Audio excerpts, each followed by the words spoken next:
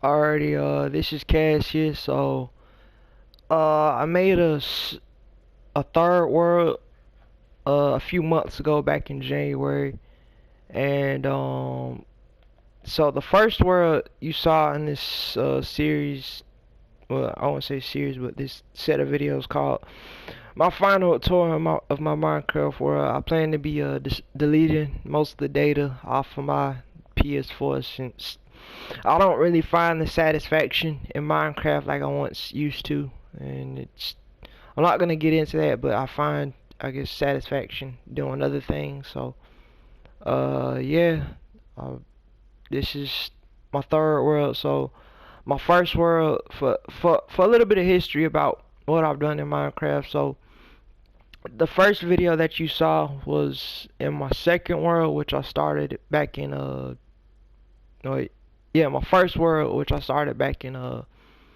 2019, 2018. So that's an old one that I've had for some time. So I built it. I built so much stuff in it to the point where it's literally starting to glitch, and yeah, it's having performance issues. My second world was the one that you saw, the Minecraft submarine battle on, which me and my brother fought on the Virginia class sub. And this is my third world, which compared to all the other ones, this one's fairly new. Like, I started this one back in January of this year, 2023, as of this recording.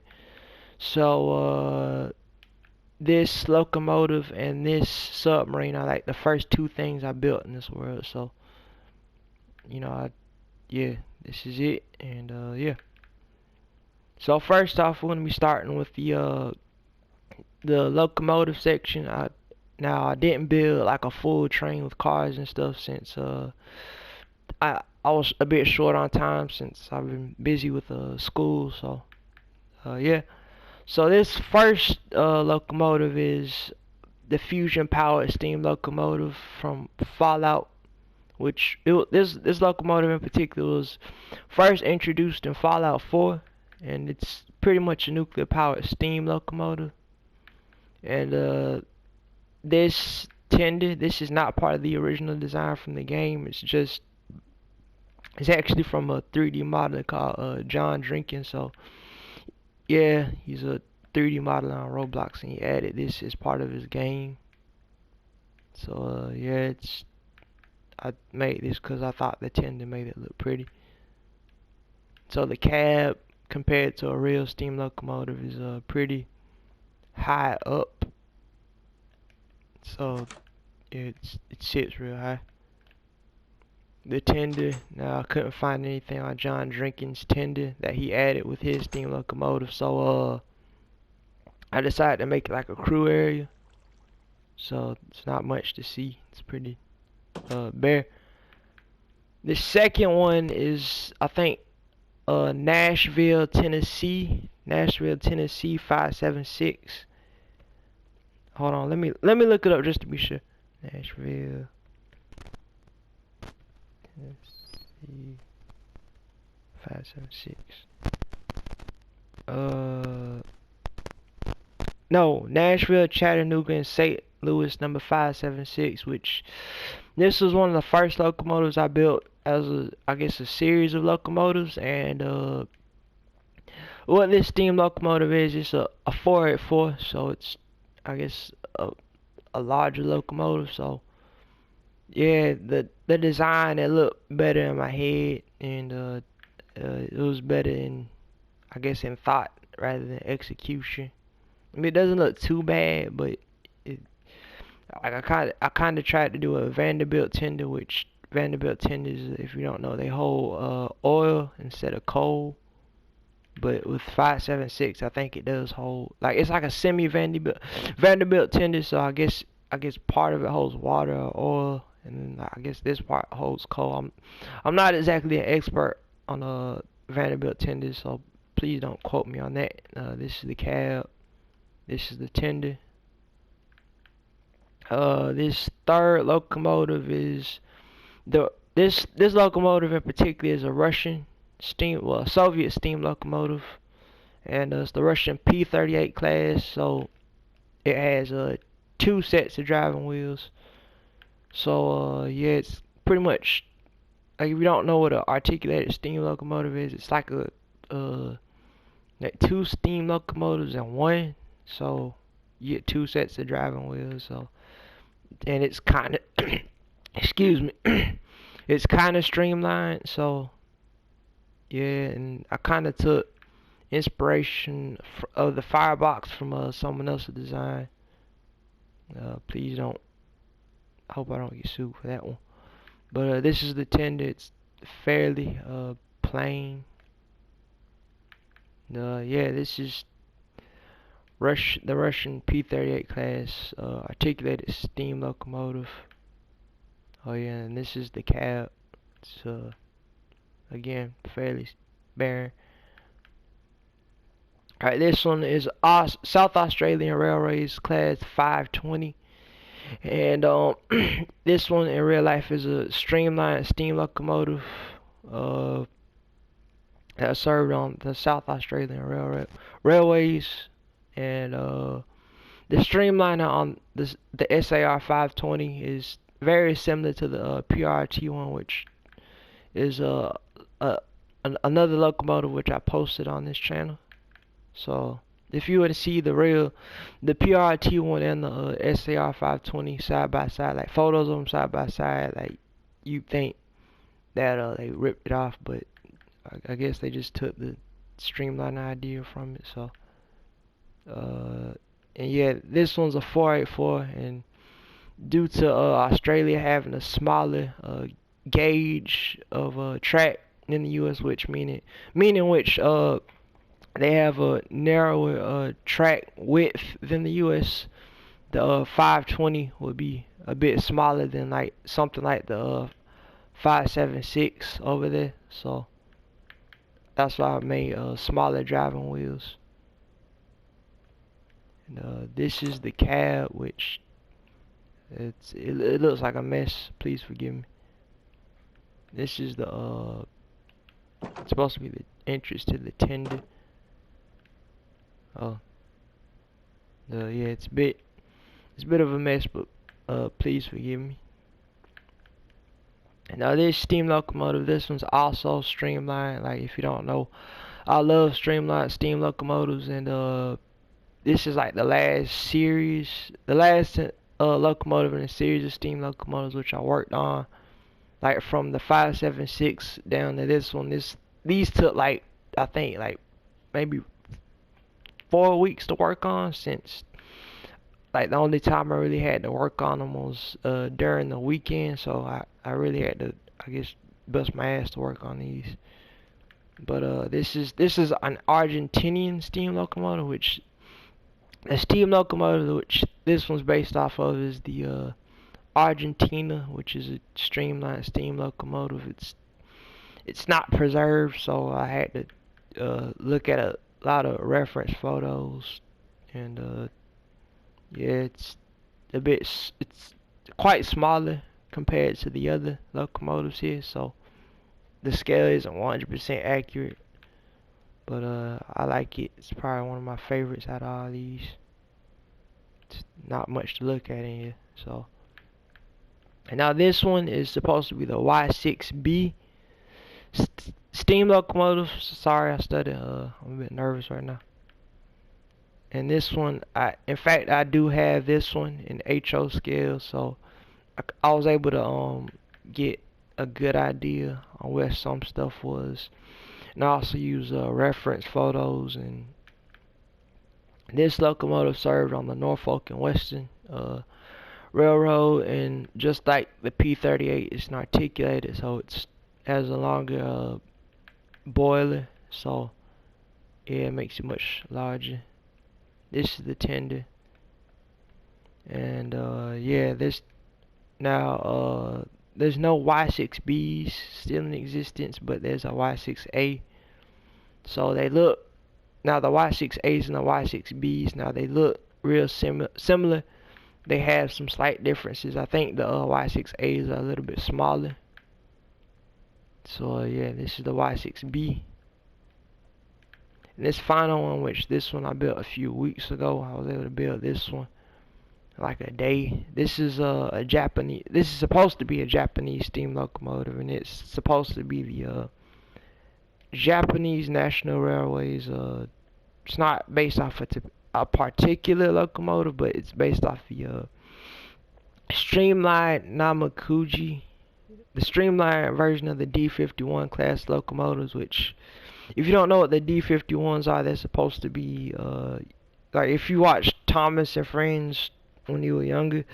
There was a character called Hero, and he's based off of D51. Now this D51 is based off the partially streamlined version. The I don't know the official name for it, but it's like the way I found it online was like I typed in Namakuji, and it pretty much has like a slug over the top of the boiler, so that kind of sets it apart, if what I'm saying makes sense. So please forgive me, I don't really know much about the D51, so there's probably someone in the comments who can explain it better. So yeah, D51, Y6B, Argentina, SAR 520, P38, 576, and Fallout steam locomotive. And now we go to the aircrafts. So this one over here is the it's supposed to be the SR-72, and if you're wondering why doesn't it look like the one from Top Gun, it's supposed to be based off of actual renderings from Lockheed Martin of the actual SR-72, which, unlike the one in the movie Top Gun, which was manned for, dramatic purposes, this one, the real SR-72, it's supposed to be a UAV, meaning it's pretty much a drone. So if you know what the RQ for a Global Hawk is, or the Predator, it's supposed to be unmanned like those, except it's like hypersonic. So yeah, I built this one because I just like the way it looks. It's kind of like a dart, if that makes sense. All right, anyways, this one you've seen this one before. It's the Lockheed C-121J Super Constellation. It's kind of in a Blue Angels livery. Kind of bad, but yeah, I built this one over the spring break, well, before the spring break actually. And yeah, I like this one. I made it. I put it in the Blue Angels Fat Albert livery because I don't know. I like the blue and the yellow and the white. It kind of looks like it has a French flag on it, so I apologize. It's not that accurate. Sorry. This one. This is my second build here. So this one is the November class submarine, and it's fast attack sub. Well, yeah, it's the first Soviet nuclear submarine, and it's an attack sub. Well, I don't think when it was first commissioned, I don't think it was first considered an attack sub. But yeah, now if you saw a K-19, they'll try to make you believe that the K-19 was the first Soviet submarine, and that's not true. It was actually the Novembers. Now, I guess one thing they partially got right about K-19 was that the November class submarine hulls were used in the Hotel class submarines, which that's what K-19 used as its main hull. But the November class subs, which were the first Soviet nuclear powered subs, were not were not ballistic missile subs. So yeah, this one isn't 100% the scale. It's kind of big. It's a bit bigger than I like, but I guess it's okay. So yeah, that's the bow and the front. This is the aft part, the stern.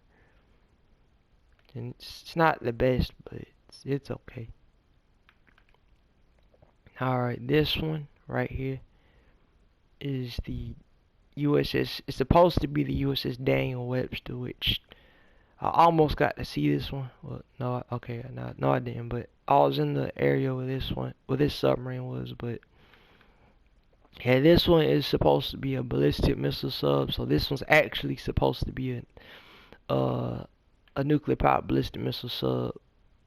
And yeah, now if you're wondering why is this one not as big as the Ohio, this one's actually a miniature version, since for time reasons I decided to make it much smaller.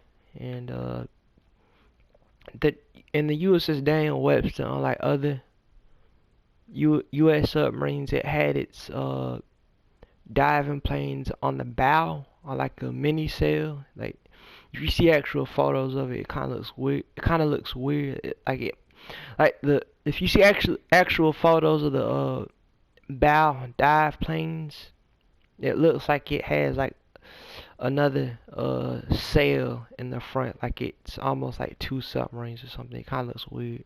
But later on in its service, it moved to I think either having its dive planes like right here on the bow or near the bow or like on the sail. Like I don't exactly remember, but this configuration that you see with the dive planes, that didn't last for its entire service. Sorry, I'm stuttering. And if we go over here, this is my LCS ship, my littoral combat ship. It's a Freedom class. Now I've seen a littoral combat ship in real life. It was not the Freedom class. It was the Independence class. I saw those when I went to Oslo. When I passed by the Oslo. When I passed by Oslo, USA. And the Independence class, their whole design is a bit different, since what's called trimarans, which they pretty much have 3 holes and 1. So they look, you know the difference when you see it pretty much. So this is the Freedom class, and it kinda has an interior. I wanted to make an interior, but due to time reasons, I just didn't have the motivation to do it. And, this is something my brother made.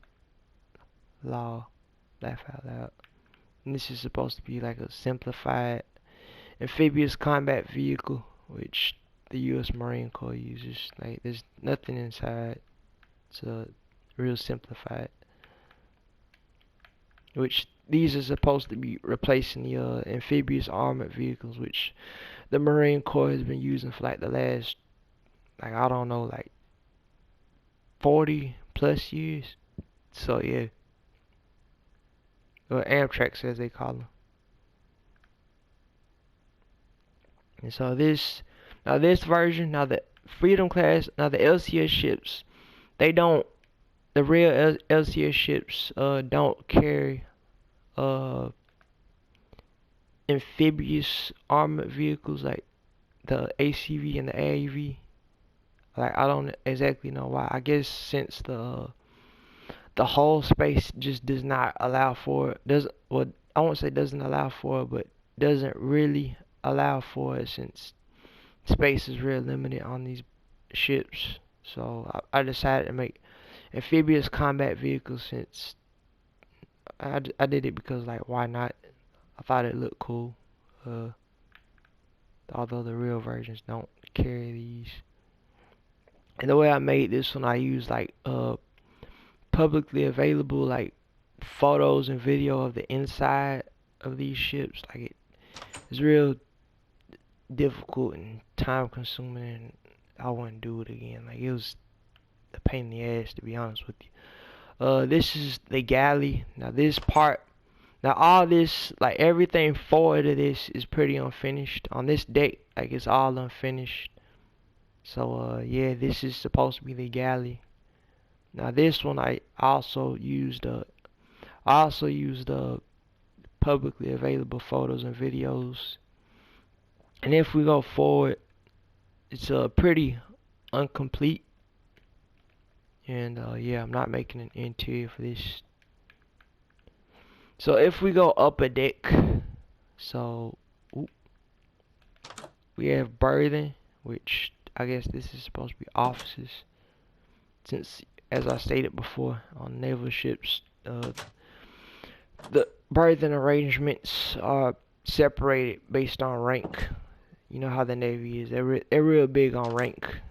Like if you see like a junior enlisted with like a officer, they get real iffy about it, to say the least. This is supposed. This was supposed to go to engineer, or the propulsion section of the ship. On the real, I don't know if you can see this. Hold on, let me drink a night vision potion. Hold on. All right, I don't know how to make that work. But yeah, this would go out to the foredeck, the forecastle, I think it's called. So I apologize if you can't see that.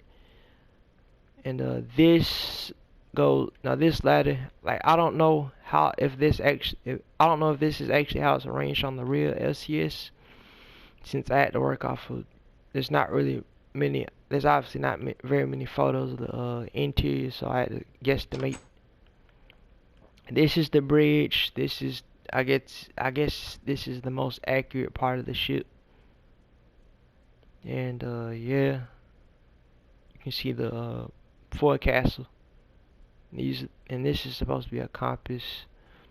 I don't know who sits here, but I know the commanding officer sits right here, and then I think a junior lieutenant sits right there, and then another officer sits right here.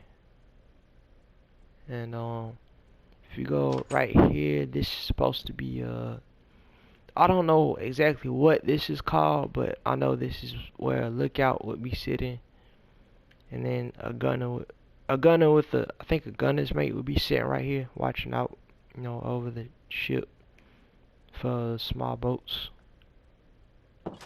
So if we go aft, hold on.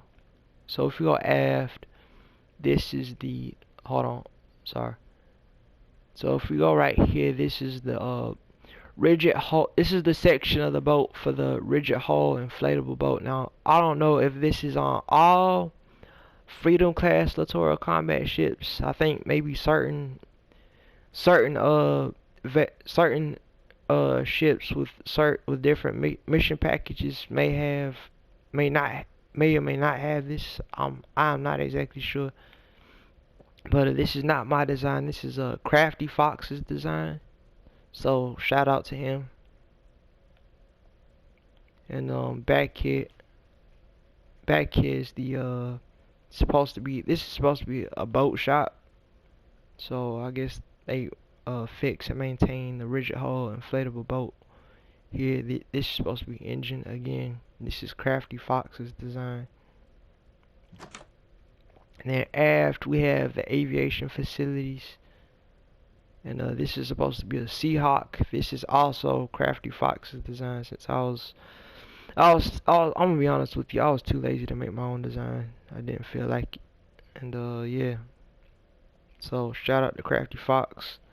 Now this version, I took his design and I kind of folded it for like I took his Black Hawk design and I folded it to make it accurate to, like, how stuff, how aircraft on naval ships, how they gotta be folded to say space. This is supposed to be the fire scout RQ-8, I believe. I don't remember the exact designation. So this is supposed to be a UAV. So if we go aft, this is supposed to be the aviation mission zone or something. I don't remember the exact term for it, but you can look out over the aviation deck. So yeah, we'll go back aft. So this is the aviation deck, and you can see it's supposed to hold like one MH-60 Seahawk, the naval variant of the Black Hawk, which the Army uses.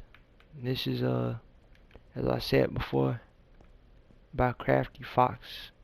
This is not my design. So yeah, shout out to him. And if we go aft, that's aft doors. Yeah, that's supposed to be like a roll on, roll off ramp, which again, as I stated before, this is not on the actual Freedom class or any littoral combat ships. I just added this because I thought it looked cool. And this is supposed to be the CIWS missile system, which pretty much defends the ship from aerial threats. It's real simplified. And right here, I think this will either hold a CIWS system. I don't exactly remember. These will hold missiles, so they have missile launchers inside of here, and they pretty much fold out whenever they when they ever need it. Sorry again for stutter. I don't know what's right there. This is exhaust for the turbines and diesel generators, since this is not a nuclear powered ship. This is the radar masts and radar and electronics masts. This is another radar mast. I think these are supposed to be radars. I'm not exactly sure. But yeah, pretty much everything right here is like electronics and sensors and stuff. Now if we go forward, sorry, I cannot speak today. These are supposed to be 50 cals, you know, small arms. Again, sorry, I cannot speak. So small arms for light defense. And these are supposed to be posts for like houses, which are like fat ropes which hold the ship to the, you know, pier or wherever it's docking. Now this is, I think, the 57 millimeter main cannon, main auto cannon, which a lot of you know, modern ships have, you know, that small main cannon in the front. But fun fact, I think the newest Coast Guard cutters have the exact same 57 millimeter cannon. So yeah, fun fact. And finally, the last build. I was originally trying to make a again, sorry, I'm adjusting my headset. I was originally trying to make a American submarine, and I was gonna name it something like Japanese or something like USS Magami. And I wound up making a Dreadnought class ballistic missile submarine, which is supposed to be the British replacement for the Vanguard class ballistic missile submarine, which is in service with the Royal Navy.